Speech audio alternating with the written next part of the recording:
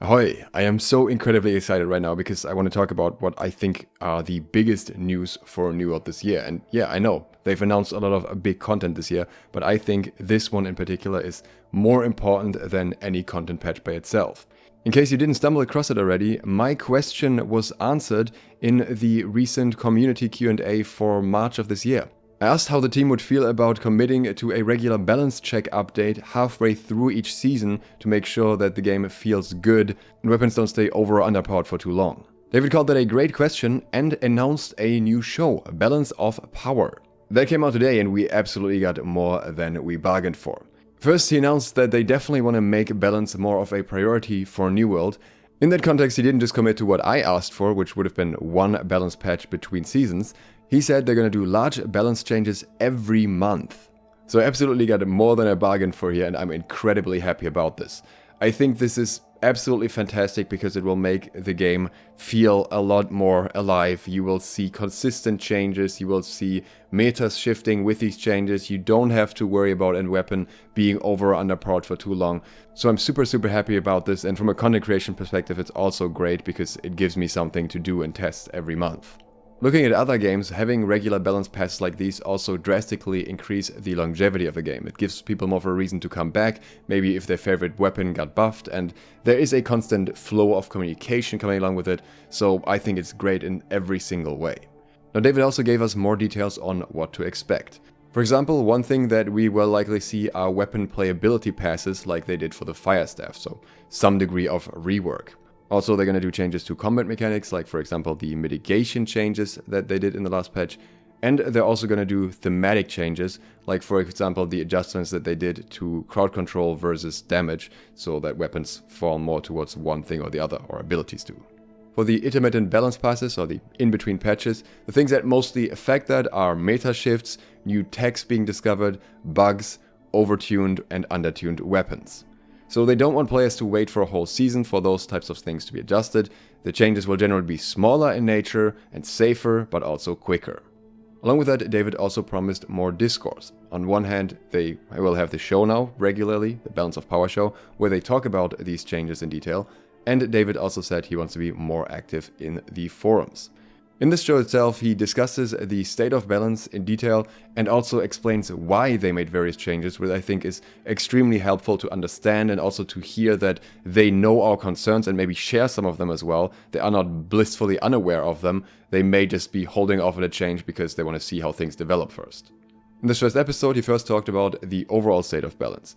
He said that in Season 1 they actually had more changes than they would have liked, which doesn't surprise me, which makes it harder to tell apart the effects of each individual change. So this is something that wasn't really intended, but they're still kind of playing catch up in that regard, and he admitted to that. He said there were 14 major changes this patch. The mitigation changes, the musket aim, the grid change, the crowd control balance pass, damage balance pass, the Fire Staff rework, the Great Staff nerfs, hatchet nerfs, crit changes, the Freedom addition to medium and heavy armor, the bone nerfs, taunts on weapons, the removed mana cost on light attacks, the Bane changes, and the elemental mutator resistances. And that's actually not even covering all the weapon changes as well. Then David went on to directly address some of the feedback they received. The first statement was, musket is hot garbage now. He said that some of the musket changes are controversial, but generally they like the spirit of them. The first point he says is that the changes affect PvP much, but PvE not so much because AI runs at you, and that's something they want to achieve. It also, as a second point, gives value to the accuracy perk. If you want to play at long range, then you have to commit to it by getting that perk potentially. And the third point was that other solutions like bullet drop, for example, are a lot more expensive in terms of performance to the game, so that's why they wanted to avoid that. He admits that the changes went a bit too far and they have since kind of dialed them back a little bit in terms of the accuracy and the bloom and all that stuff. And the goal is to not have the musket be a dominant OPR weapon, but make sure that it maintains some value in PvE. It is a niche weapon for sure, but they want to have it have at least some value. He said that they will definitely be keeping an eye on it in the future, and they also think that especially the right tree is in need of some love, so they will look at that in the future as well. Having tested the musket on PTR extensively with the accuracy perk as well and actually having ran the numbers, I do think that there were some pretty significant nerfs, but I definitely don't think that they completely killed the musket. So I agree with David Sands here, and I think most people would also agree that previously the musket was more towards the overperforming than the underperforming side. The next statement was, bruisers are dead. David admitted that bruisers got hit hard with the grid changes, the crowd control and damage changes, the refreshing move nerfs and the fortifying changes, but at the same time also says that they had a ton of tools beforehand between the utility, damage and crowd control. He considered them very strong in the previous meta and in need of a nerf. He is not sure if the changes have gone too far because a lot of the changes are also affecting other roles at the same time. He thinks bruisers will be in an okay position, especially in Outpost Rush and in Wars, in more objective-based modes where you kind of have to have someone who can stay alive. As someone who played Bruiser a lot, I do agree that bruisers are generally strong in most metas, but they are also kind of necessary, and so even if they're weak, they're still kind of used because somebody needs to sit on the point essentially, and it's not going to be the mages. What I find difficult is the balance between different game modes. In open world, where a bruiser can be kited, a bruiser is most certainly not nearly as strong as they would be in a place where they are forcing others to come to them in order to contest a position. I wouldn't be all too surprised if in the long run we end up seeing some bruiser buffs, especially to the Warhammer, which got hit extremely hard. The next quote was, "You killed Fortify." David said they definitely made some drastic changes to Fortify, was overall happy with a lot of aspects of this change. For example, he thought that previously the cost for being in light equip load was too low due to Fortify. Fortify was too strong and essentially outclassed armor. Also, people could hit Fortify cap very easily, which he thinks makes combat less interesting. Now the Fortify and Rend cap are much higher, allowing for more coordination with rending and Fortify stacking.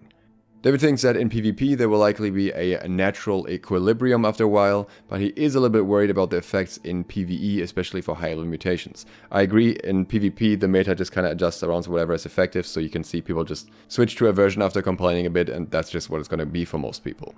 But I do see the concern for Fortify on Sacred Ground being less effective in mutations especially, which could be quite noticeable.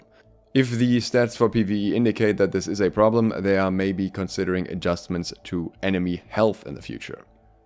In response to Firestaff is too OP now, David said they definitely wanted to increase the power of this weapon, and they want to give people a reason to try them when they do these significant overhauls. Often they do nerfs, so these playability passes are an opportunity for them to raise the weapons up a little bit, whereas usually they're looking more towards the nerfing side.